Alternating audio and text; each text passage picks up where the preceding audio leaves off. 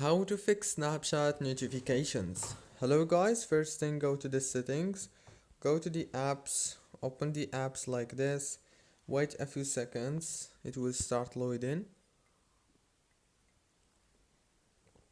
After that, scroll until you find Snapchat and click on it. Click on force stop right here and then go to the storage, click on clear cache. Go back, click on notifications management. Make sure to enable all these options right here in the notifications. Go back to the settings on your phone.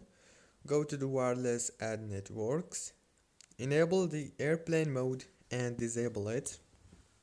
And the last thing you want to do is restart your phone. And the problem must be solved right now.